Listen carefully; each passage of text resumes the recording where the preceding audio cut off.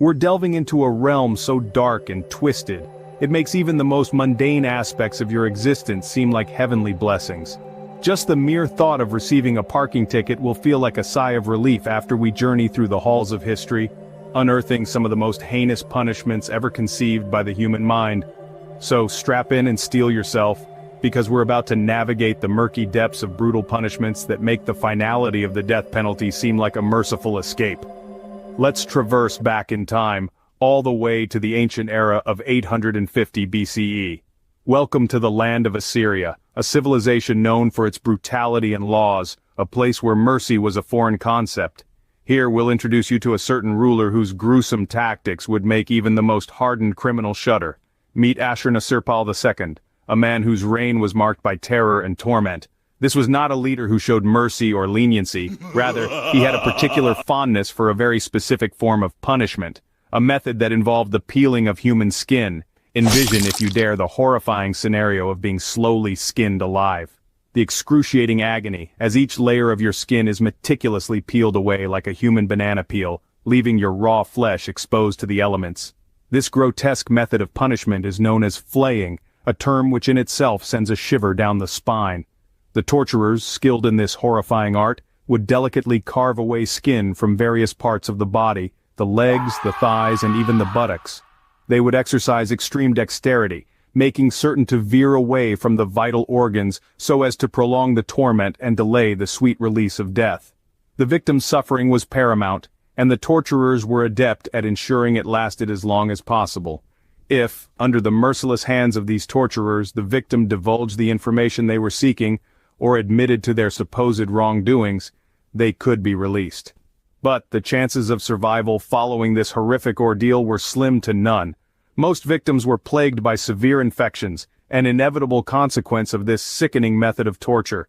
The chilling practice of flaying wasn't confined to the ancient Assyrians. It wasn't a punishment that died out with this civilization. Rather, it morphed and evolved, finding a different outlet, a different form. It exists now in the seemingly innocent practice of hunters preserving animal pelts. So the next time you grimace at a parking ticket, remember our journey into the past, to a time when penalties were far more brutal, and appreciate the comparative mercy of the modern world. Next up, we visit ancient Rome, a civilization renowned for its advancements in architecture, its soldier-filled armies, and, as we'll note, its unusual forms of punishment. Today, we delve into a unique law enforcement method, known by the Latin name of poena culi, a penalty so bizarre it transcends the borders of imagination. Poena culi, when translated, means penalty the sack, a phrase that in itself may not raise eyebrows, but wait until you hear what it entails. In the heart of Rome, where family values were held high, murdering a member of your own bloodline was considered an exceptionally heinous crime. It was a crime so severe that it was met with a punishment that was as unique as it was horrifying. This method of justice was not an ordinary form of capital punishment, but one that uniquely combined elements of physical pain, psychological torture, a splash of dark irony. Now let's delve deeper into the terrifying details. Imagine the terror that would fill the offender's eyes as they were subjected to this punishment, beaten with a sack concealing their head. This was not just a prelude to their doom, but a brutal parade of their guilt. The offender, already disoriented and beaten, would then be placed in a second, larger sack. However, they were not alone. This sack, you see, wasn't just a containment for the guilty, it was also a cage for a collection of creatures.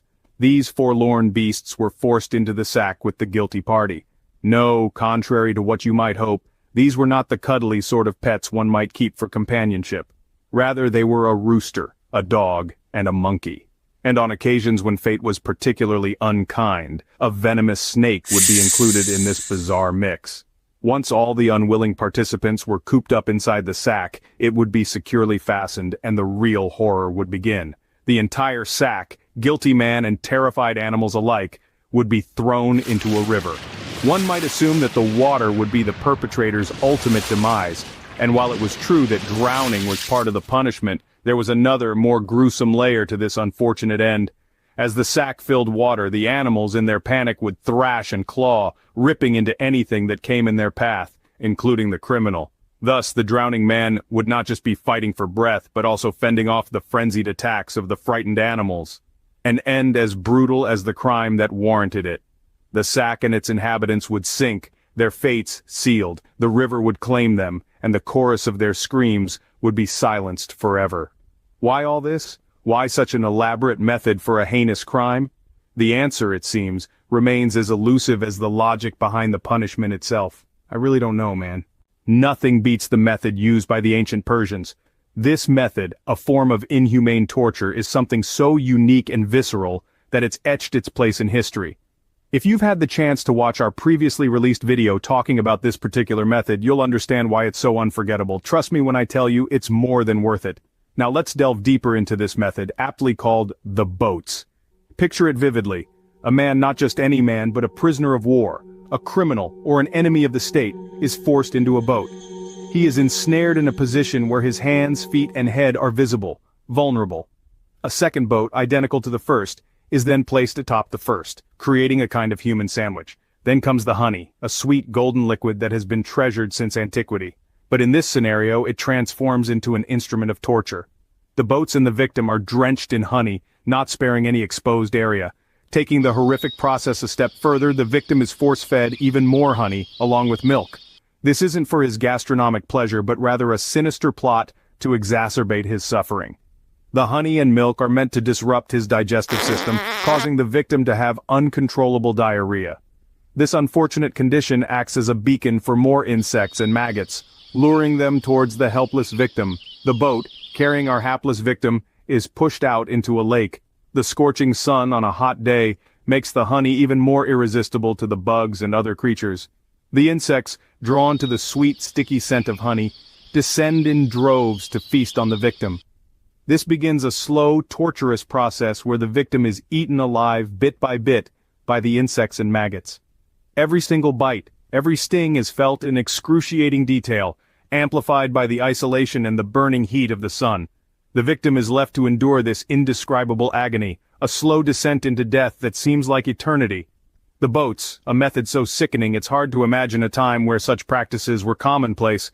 But history is a testament to humanity's capacity for both creation and destruction. That doesn't sound too sweet, does it? Our last method is called impalement.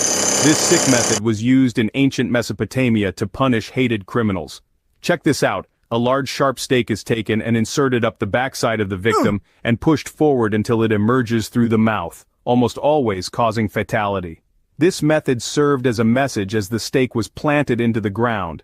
This method was used by the Ottoman Empire during the Armenian genocide that began in 1915, and also used by the Dutch during the colonial era. This is insane! Do you want a part 2? Make sure to subscribe and hit that notification bell for more crazy videos like this one.